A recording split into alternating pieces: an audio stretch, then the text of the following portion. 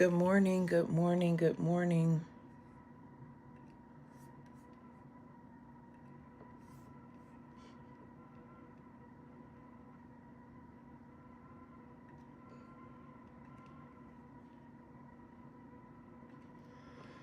Good morning.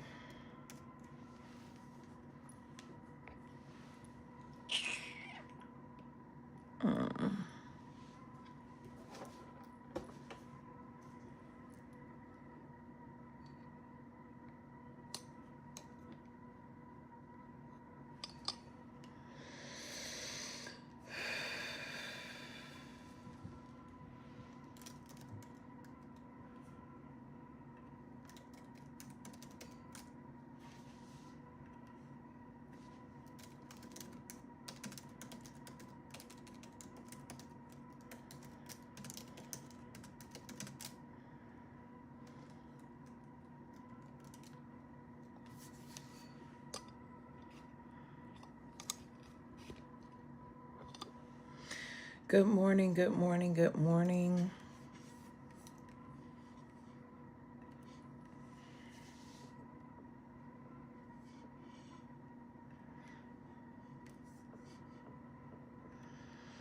Come on into the room. Good morning.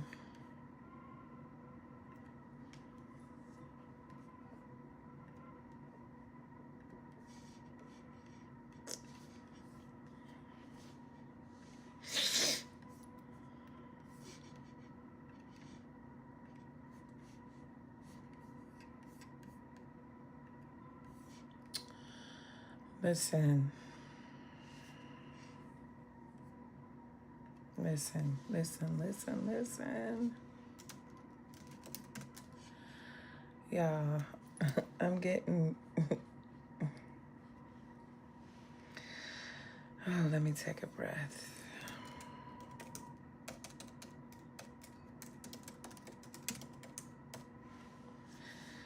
Good morning.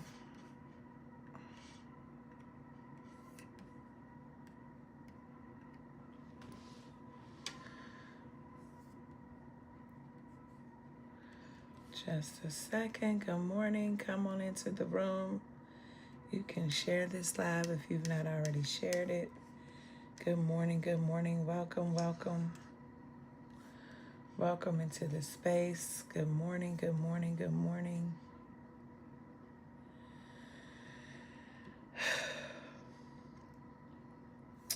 Okay, no thanks. All right, y'all. Okay, good morning. Hey, Ronnie, good morning, good morning. Good morning, Adajoke. Good morning, LaWonder. Good morning, Marilyn. My stomach is growling. All kind of things are going on. Good morning. Good morning, Carmen. Good morning, Rosalind, Shayla, Carolyn, Michael, Michelle, Natasha, Yolanda, Carlene. Good morning. Good morning, Angie. Good morning. Good morning. I can always keep it a buck with my family here. I've not been online this week. I've shared some postings that have come from other people's reflections on the festival. I have not yet penned my own or shared any of my own footage. I have been I ended the festival and had to, good morning, Mommy. Good morning, Barbara, and had to go right into finishing this book project. Shout out to my editor, to my publisher, my editor, who was like, just, slow down for a bit, take a few more days. There are some other things in my queue already. But even still, I want to be finished. I want to be done. And so today, I don't know if I'll do it today, but absolutely by tomorrow, I will be hitting send on that. And so I've just been really just quiet. Also coming off of something so big like the festival, after having planned and just sort of just all that you experience after completion, you just, silence just was needed. So if you've reached out to me, if there's something I owe you, if there's something, I've been quiet. Aside from a few little likes on social media to kind of sort of take away, distract my attention, because it's always that last chapter, Dr. Monica. I just felt like I don't have nothing else to say. Like, I have nothing else to say. And I don't know about any of you who, when you turn in something, for me, I've also been trying to stave off the nauseous feeling that comes with that. When I turned in my dissertation, immediately I felt nauseous. I just felt sick. I felt like, oh my goodness, you put this out into, the world, or, is this good? Is it going to be okay? All of the, I don't need y'all to say, oh yeah, it's going to be good. I know it will be. It's just the fact that something, that's so personal, so vulnerable, so, that's just only been conversations that you've had internally is now out, even if so far as just to your editor. What will your editor say? And I'm probably doing things in this text that, because I've never turned in a book before. Let's say that I turned in a dissertation, which is similar, not the same, but similar. So like I'm doing all things. I'm, page numbers, assigning, I'm including the pictures, placing them where I want them to be, and all kinds of things. Anywho, that's where my mind has been. That's where my spirit has been. I have been very internal, not talking a lot, not giving breath, because what's already spoken doesn't need to be understood. Ashe.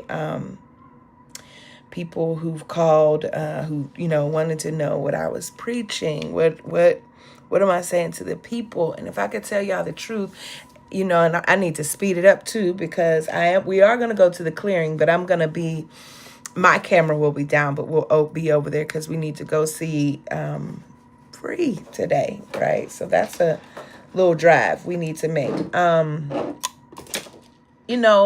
did make one post, and my post said shit, because that's how I felt. That's how I felt. That's how I feel. That's where it is. And, like, what do you say for people? Giving birth is an event and life-changing. Yes, ma'am, mama, it is. If like I already, and all of the messages, like I'm getting ready to go, because y'all know me, I only got some thoughts. I only got some thoughts. I told you what I've been doing this week. And, all of the messages, I think, I might feel differently in another moment, but right now, just given where I am, I'm kind of resentful of all the people, even though I'm about to join the people who say, we need a prophetic word. We need a don't spend your time tomorrow. And I'm actually getting ready to say that. So this message is kind of it's for everybody, but it's especially for those who preach, who teach, who do anything public facing in the world. But also, I think I probably resent it a little bit because I already do that, friend. And it's already exhausting. You know what I mean? I'm already there, been there. Like, I don't need 50 reminders about why. Like, and some people could say, well, we're not talking to you, but yeah, but if I read it, it's talking to me. Ashe. So I want to just acknowledge where I am and ask for your grace. Because I'm in, as my mom just said, giving birth is a life-changing event to anything. I'm like at that moment where I just want to be finished. And then I just feel the spirit. And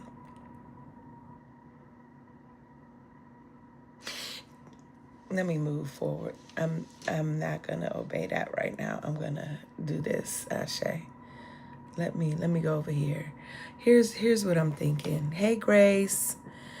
So around Daniel, the book of Daniel chapter 3, verse 16 through 18. I'll say more about what I was gonna say over in the clearing. Shadrach, Meshach, and Abednego replied to him, King Nebuchadnezzar, we do not need to defend ourselves before you in this matter. If we are thrown into the blazing furnace, the God we serve is able to deliver us from it, and he will deliver us from your majesty's hand. But even if he does not, we want you to know.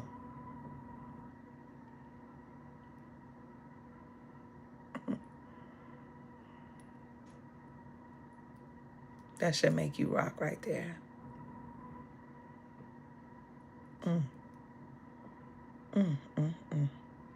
But even if he does not, we want you to know, your majesty, that we will not serve your gods or worship the image of gold you have set up. This was not in my notes or in any of the right, Charles. Last week at the festival, Mama Hazel Mack and her sister, Auntie Ruth. Y'all, when I tell y'all, I haven't also spoken because I just still don't have the words, Misha. I don't think words do, words do not do justice to what the Spirit did in the place. It was indeed a homecoming. And there was a moment in the homecoming where we created a portal open, and we were in the clearing. Like, we were in the clearing, real talk, like a spot of ground. We were on it, and we were shuffling our feet, and we were clapping our hands. And Mama Hazel beckoned me, and I went to her, and it was like the elders do. She beckoned me and she said, "Tell them to sing, 'I'm a soldier in the army of the Lord.'" And I ran from the back of the room up to the front, and I whispered to Joshua, she said, "Sing in the army and the soldier of the Lord," like that scene from The Color Purple. Y'all seen God trying to tell you something. And it got so deeply rooted that Mama Hazel had to walk. She walked up, the Spirit pushed her up to the front, and she went to the mic and started singing it. And then her sister, Auntie Ruth, came, and she started singing. But the line that they said, I can't remember it fully, but it is to the tune of, "I'm a soldier in the army of the Lord." I think it was, if I perish, let me perish, or "We came to die." Those of you all who remember what it was, we were born to die, something to the effect. But the gist of it was, "But even if he does not, we want you to know that we will not serve your gods." That was the gist of this verse that they sang. That was the gist of but even if, if I die, let me die. Even if we came here to die, that's what it was. We came here to die. We came here to die in the army of the Lord. That's it.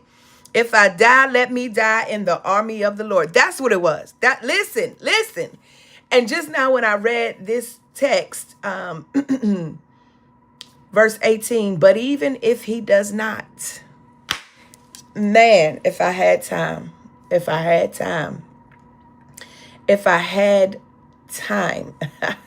Jesus, if I had time, I came here to die. That's what it was, Mama Hazel. That's what it was. I came here to die in the army of the Lord. Yeah. That's it. So here's the story. And we will not bow. Yes, Irie, that is when you lost it. I saw you. And I ain't never even seen you like that. And I saw you and I said, "Oh, listen, we were in," but I will attempt to have some reflections at some point this week. This particular story, a quick reflection on "We Will Not Bow." It is a story about defiance of empire. So you have the three boys. They are rejecting the empire's demand to betray their faith and to betray their cultural identity. They are displaying a radical faith. They believe that God can save them. Here's the caveat. But their refusal is not conditional on deliverance.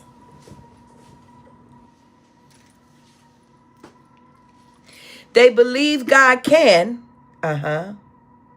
but their refusal is not conditioned is not conditional on deliverance because their faith is not transactional.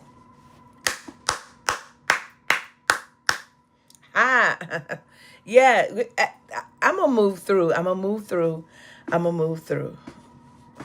Yeah. They believe God can, but their refusal is not conditional on whether God will.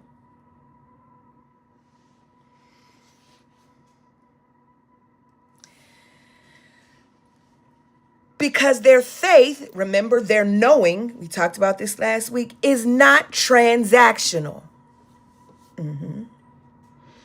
They display also a courageous witness. They are prepared to die. They are prepared to die rather than compromise. Come on, all y'all old folks who know Exile or Compromise. Ronnie G remembers when that sermon was first preached in the 2010s. Yeah. They are prepared to die rather than compromised. Hey, Roger. Their declaration, but if not. Come on, Melvin, you got to go. I can't stand. But if not is one of the boldest statements in this particular text. God's presence in the fire. They are thrown into the furnace, but God shows up.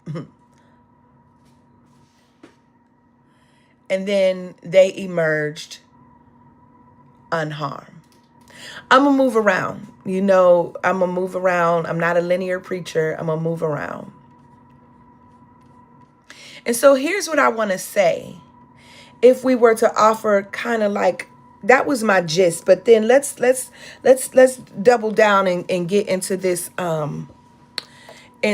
decolonial exegesis.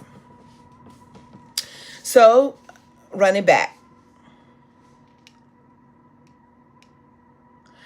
To understand the fire these three Hebrew boys walked through, we must begin not with the furnace, but we're going to have to begin with their names. Or rather, what the empire tried to take from them before threatening them with death. When they were taken into Babylonian captivity, you can read that in Daniel 1. They were stripped not only from their homeland, but from their cultural memory.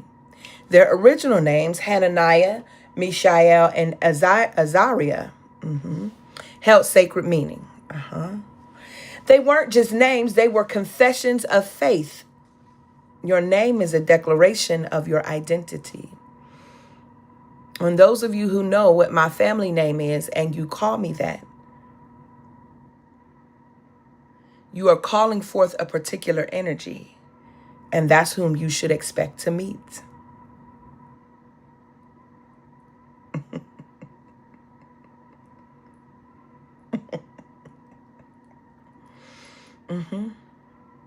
It matters what you call someone.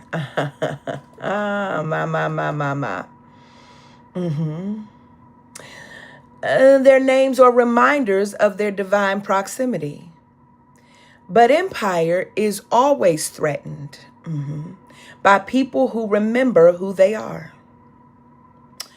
So the Babylonians renamed them Shadrach, Meshach, that part, Charles, and Abednego. These were names that honored Babylonian gods and erased or attempted to erase their cultural identity.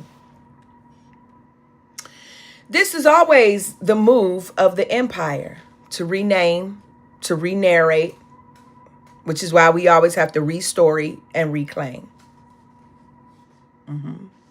It's what colonialism did when it changed, when we read or watch the movie Roots, when the name Kunta Kinte is changed from Kunta to Toby. And those of you who also know me by Kunta, if you know, you know. It's what white supremacy did when it called black children Negroes, boy, minority, spooks, monkeys, porch monkeys. It's what transphobia does when it refuses to say someone's chosen name. Empire knows that names hold power, so it tries to rob us of our power. But by Daniel 3, despite the renaming, the boys had not forgotten. They stood in their original truth, not merely as Babylonians by force, but as liberated Hebrews in their bones. Now, when Nebuchadnezzar demanded worship of a golden statue, a lifeless god erected to center imperial ego, they refused. Not because they knew the outcome, hear me though. Not because they knew the outcome, hear me though. Not because they knew the outcome, but because they knew their origin.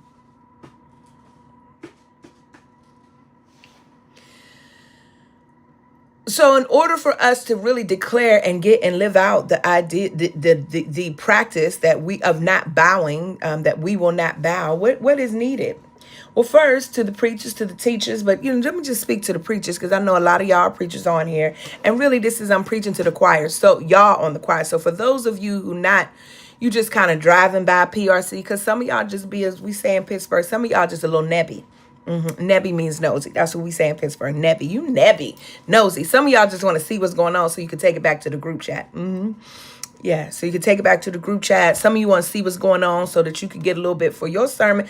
I mean, there are many reasons why some of you are here, but you're here nevertheless. Ashe, I told you all I'm in a space right now, and even as I'm hearing myself, I'm saying, pull it back, Melva, pull it back. Grace, I'm asking. I'm in a space. Grace.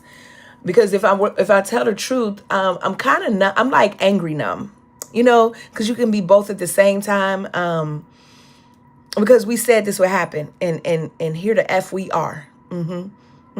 We said it would happen. Here, but let me move, because I don't want to fuss at you either, right? I don't. That's a waste of my breath. But so what do we need? From my Afrocentric, Afrofuturist, womanist lens, what do we need? We need cite me, and Stephen Lewis. Cite me, what I'm about to say. We need an insurgent homiletic. An insurgent homiletic is not concerned with being palatable. This is why I don't get hype, because y'all be hype. Because a gathering look like is trying to change. It's more of the same. Yeah. An insurgent homiletic is not concerned with being palatable. It does not coddle empire. Hey, Jesus, Melva, what are you saying? An insurgent homiletic speaks from the underside of power. It speaks from the under. I'm going to be writing on this to be clear, okay? It says, I don't want nobody because she took my word. Listen, I'm getting ready to write on this. An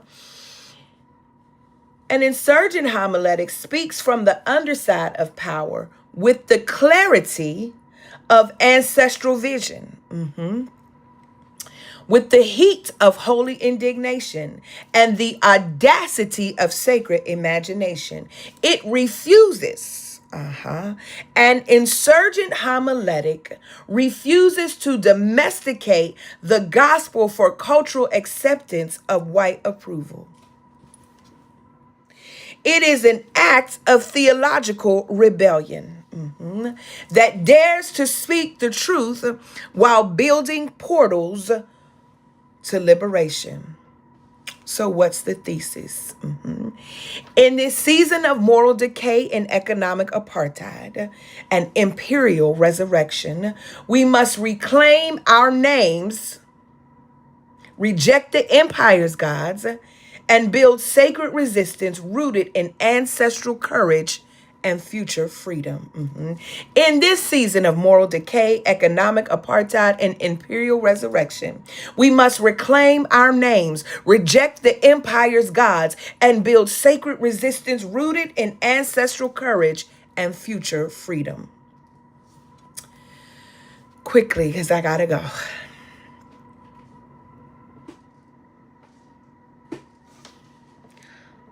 The demon has a name.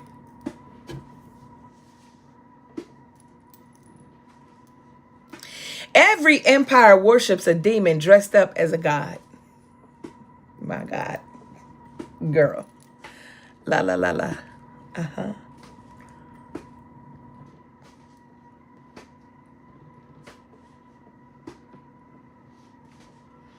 So I don't have no time. Man, you so serious. And I just don't have time.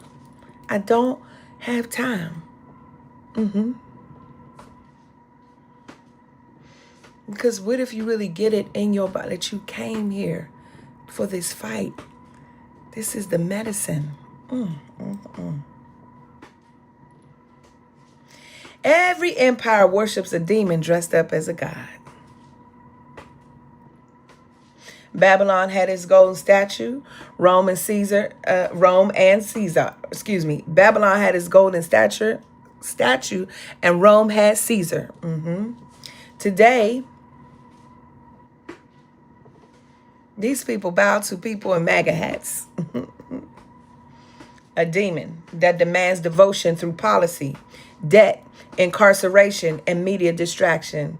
This demon legislates greed, cloaks itself in scripture, and punishes the poor. It shouts religious liberty while enacting reproductive terror. It weaponizes the Bible to silence dissent and anesthetize the masses. We must name it. This is not democracy, it is empire in drag.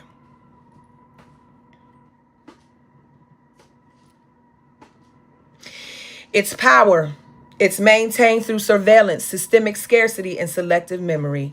And like the Hebrew boys, we must declare, we have no need to defend ourselves before you. We will not serve your gods. That means we need to call out the demon.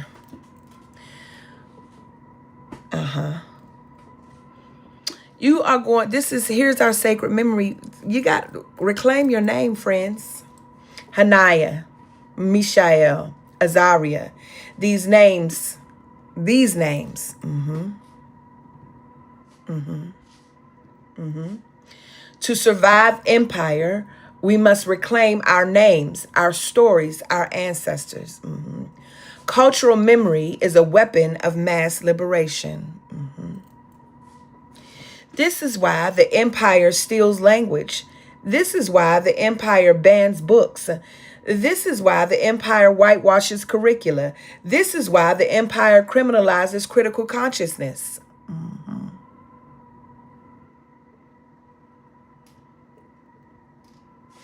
We must teach our children who they are before the empire tells them what they're worth. We must remember, the names of our fighters who lived to die. Fannie Lou, Ella, Denmark, Fred, Afeni, Matulu.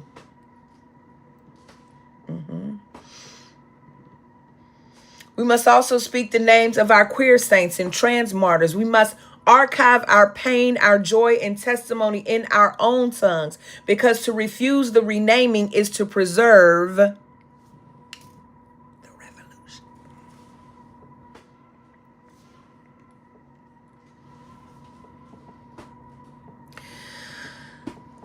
Surviving the fire.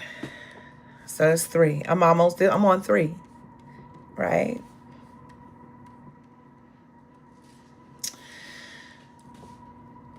The text said, but listen, it's not contingent. We ain't going to worship, right? But it's not contingent. Our lack of worship for you is not contingent on whether God saves us or not. Yeah. We in the fire right now, y'all. And I think that's probably what's bothering me, is because I know where we are. And I don't need people to keep saying that to us. I know where we are. I know. We know. And I don't, it's just like, yeah, I know where we are. I know where I know where we are. We in the fire. We are in an economic inferno, And as a result, some of us are experiencing a spiritual drought, like that is dressed up as a democratic charade. But the text reminds us that they were not alone in the fire. The fourth figure appeared not before the flames. The fourth figure doesn't come before the flames happen. But the fourth figure is in the flame. Don't you miss it. Don't you miss it. The fourth figure doesn't appear before, but the fourth figure is actually in the flames with them. This is a theology for survivors. It means the Spirit meets us in protests. The Spirit meets us in prison. It meets us in ER rooms. It meets us in food deserts. It meets us in mourning. It meets us in movement. It meets us in the fire. Do you hear? The Spirit meets us in the fire, not after, not before, but in the fire. The Spirit meets us. So, Melva, then how we gonna survive since you know so much? I said this before too, and I think this is why it's just because if you're over here, you already in a maroon community. You already have an insurgent marooned identity if you're over here. If you're on this side of the internet, if you're in this gathering, if you come over to the clearing, you are already marooned. You already have a marooned insurgent identity, and you already practice an insurgent homily if you're over here.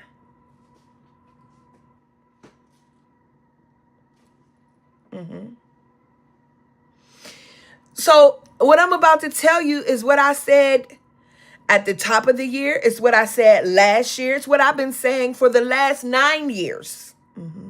Because it's not new. This bill is new, yes. But our response to it is not new. This bill is new, but our response is not new, friends.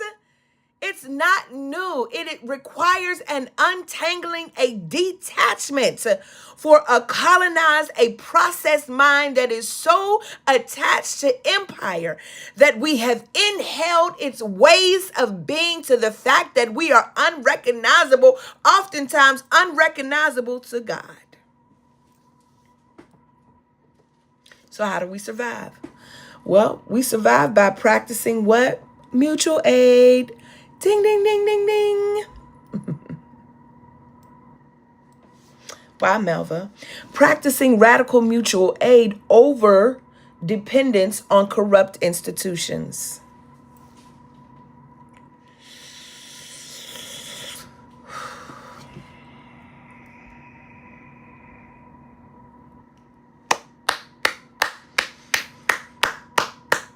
Some of y'all ain't gonna like this. Some of us ain't gonna like it. We not gonna like it. We not gonna like it. But I think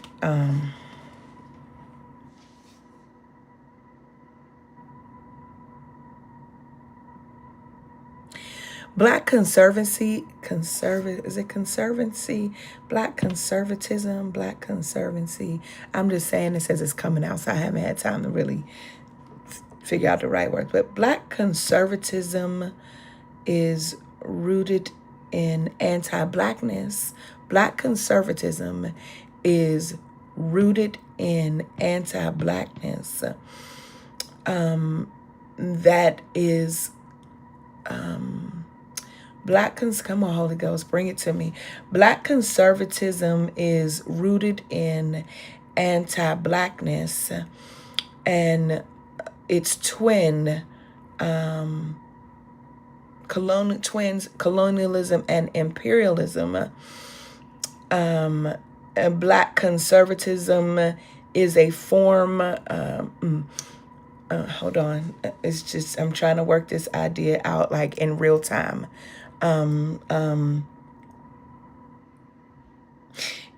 That if respectability politics begin as an insurgent politics to mask, to be identified as humane. The mask then deteriorates and we move into full assimilation of dominant norms through which Black conservatism is born as a result of anti-Blackness, with commodified bodies feeling inferior. So a Black conservatist, y'all know what the word I'm trying to say, would say that if one would only pick one's up by its own bootstraps, that one is an island and could win on its own. So during Reconstruction, when Blacks are Republicans, this is my riff on my own. During Reconstruction, after emancipation, when Black people are now have an affinity to the Republican Party, it is the belief that we don't need to be reliant upon a already crashed out system, that we don't need to be reliant or dependent upon a corrupt institution that enslaved our bodies in the first place. And so if we can build our own, if we can make our own, then we won't need to be dependent. Hence, we won't need you to see us as human, because our systems within the creation of our own institutions, will not only recognize our value, our worth, but also our humanity. Help me, Jesus.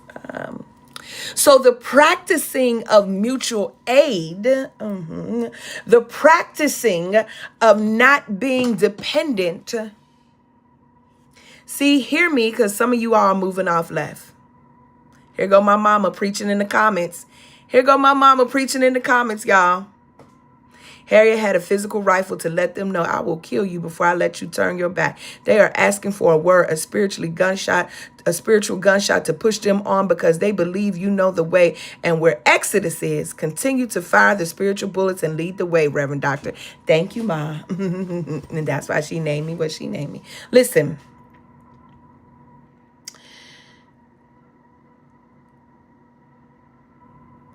It's not, Sherry, it's not if they have the capacity to see us as humans. That's not the issue. The issue is that we don't have the capacity to see ourselves as humans, because we don't know our medicine. I'm saying that it has taken such a deep root. It is so deeply rooted within us. Yeah, God, today. That we don't see ourselves. How do you know? Well, I mean, come on, let's turn on the news. While the big bill is billing, 14 people were shot and several were killed in Chicago just this weekend. There was a shooting right here in Winston while the people was trying to watch the fireworks. We don't believe that we're human. They're not even in my book. I'm not even giving, we got to deal first with here. Yeah. Mutual aid is our medicine, friends. I can't. And for those of you who are so respectable, who turn your nose up at mutual aid, baby, what you think your offering is in church? Talk to me now. What you think it is? It is organized mutual aid. It is organized mutual aid.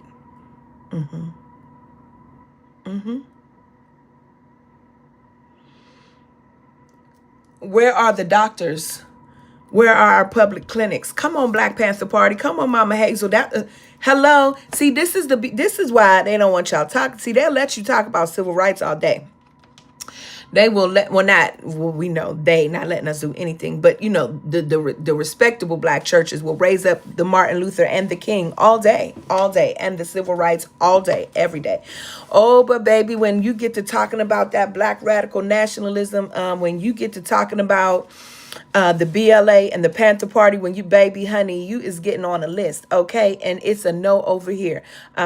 When you get to talking about how they created clinics, how they created clinics for citizens to be tested for sickle cell, the reason why we have the Patient Bill of Rights today is not because some empire created and said, oh, we see these people as humans. It's because the Black Panther Party saw us as humans, and said we demand rights, and the rights that we have now, as a Patient's Bill of Rights, are directly from the Black Panther Party's Patient's Bill of Rights.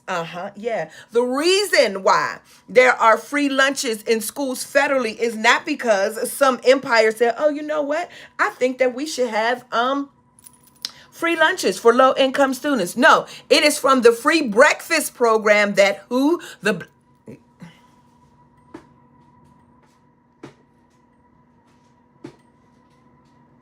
That's right, Misha. And stop taking our medicine outside our community. How about that?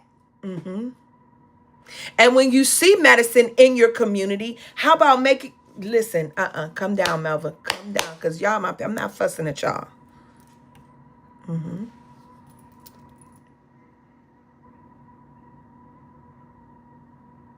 Mutual aid, the second one. Oh, here's a beautiful one that some of you should know about. Creating collective healing spaces where trauma is not pathologized but understood as the fruit of empire. Y'all.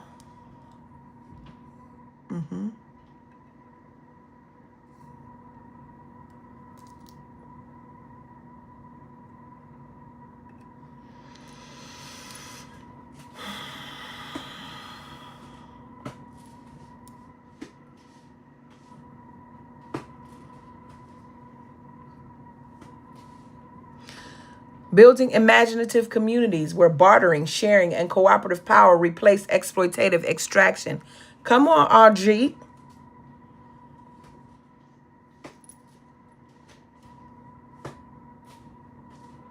Raising our children on the truth that they are divine and not disposable. And finally, refusing to worship what kills us. That's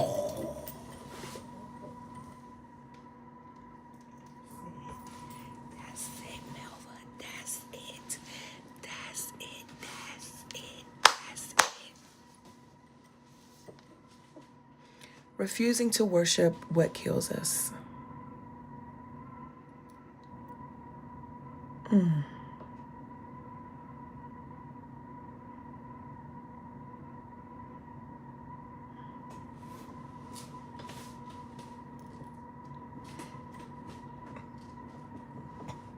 That's it right there. That last one is it.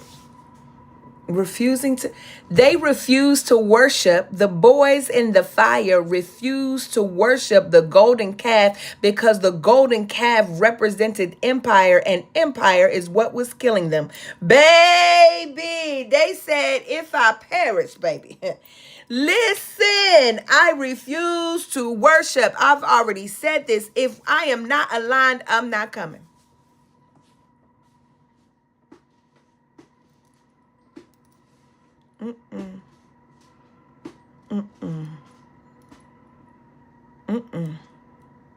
Nope. Because I'm not going to be worshiping what's killing me. I'm not going to be up in here worshiping with y'all in this toxic ass theology y'all be promoting, and then getting happy about and calling on the name of white Jesus. I'm not getting ready to be doing that. No, thank you. No, friend, I'll pass. I'm not going to be over here in these quasi-free spaces and yet y'all take the same toxic theology with y'all. I'm not getting ready to be doing it. Nope. No, thank you. I'm not worshiping what's attempting to kill me. And that's also a system. No, whether it's capitalist hustle, whether it's like some kind of fame, your false religion. I'm not worshiping what is trying to kill me. Not gonna do it. Not gonna do it. I'm not worshiping with. I'm not worshiping over. I'm not worshiping under. I'm not worshiping in. I refuse to worship what kills me. No. Not over here. I'm not bowing. And listen to me. I'm telling you, This ain't nothing. Oh, that's all theory. But what about when the practice, baby? Those who know. I've never been in a center. And every time I get close to the center, something happens to remind me. This is why you're not in the center. This is not a glorification of harm and not a glorification of suffering. This is a lived insurgent theology that requires an insurgent homiletic for revolutionary witness. I don't want to go. No, I don't want to die. I don't want to go anywhere right now. I enjoy the life with my spouse and our children, and I enjoy the what I am giving. And at the same time, what I know is that somewhere in a consciousness, before I took on human form, I made an agreement to come here to die. Listen.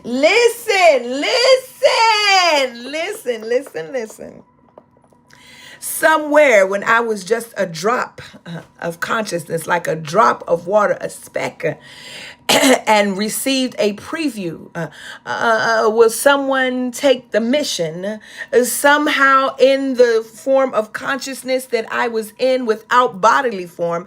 I said, send me.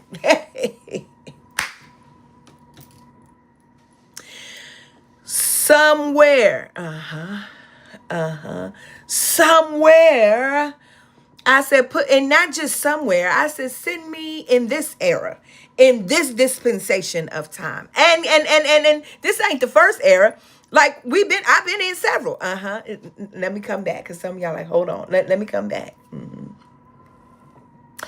Friends, listen, the time for gentle sermons, all this, all this stuff that y'all listen to and that y'all connected with. And some of the stuff you call prophetic ain't really prophetic at all, because it makes no one uncomfortable. We are more concerned with making you shout than making you feel uncomfortable. The prophetic should make you feel uneasy. It should make you should walk away, say, damn, I ain't doing enough. Not, oh my God, that was a word. Oh my God. Oh, I just feel like that's not what that is. Shout out to Nick Peterson. I think that's who wrote a really powerful reflection about, I'll call it ancestral memory, about what our ancestors were doing. I know, Mama, I wasn't telling the people, but my mama done gave you the history right now. Ashe.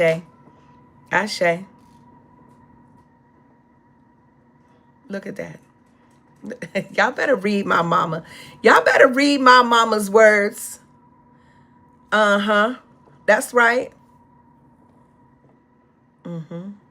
That's right there. And now you know. Even my mama said, I couldn't call you the name. I had to call you this name.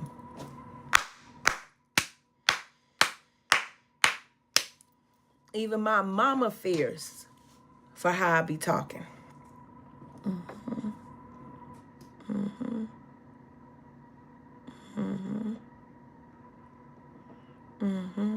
So listen, I'm ending. Just know this. The time of y'all's gentle preaching, y'all's gentle teaching. That's right, Amy. The time of y'all gentle preaching and gentle teaching is over.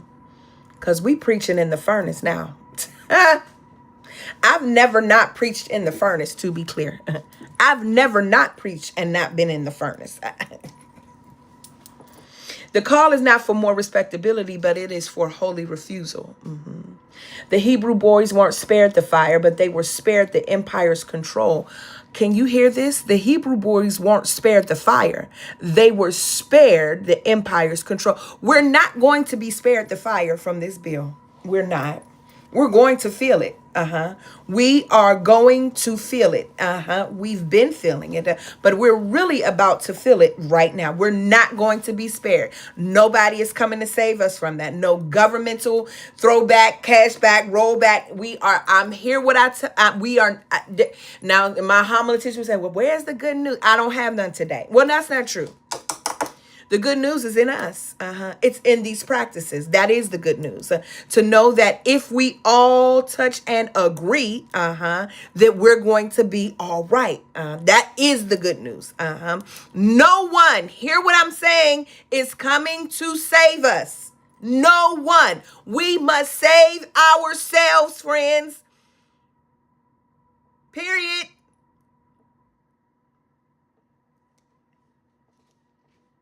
That's our call today. So may you be renamed, but not erased. Surveilled. We may be renamed, but we are not erased.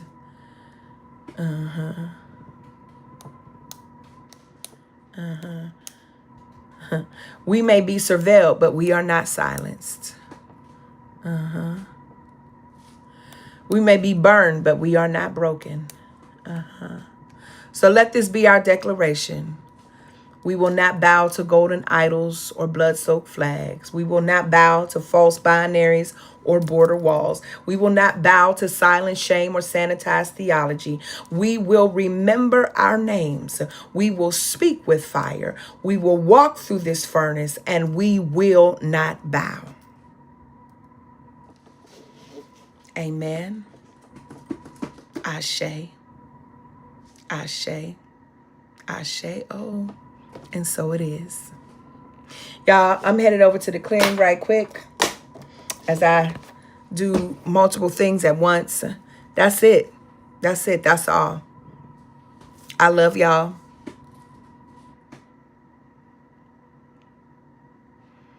Love you, Mama E.T. Hari. That's it. That is it. That's it. That's it, friends. Mama Hazel, Mama Norvell, I love y'all. Mama E.T. Hari, Mama Hazel, and Mama Norvell. Mama Norvell, that's my mother. That's my birth mother. But those three women have lived a life of not bowing. My Holy Trinity right there.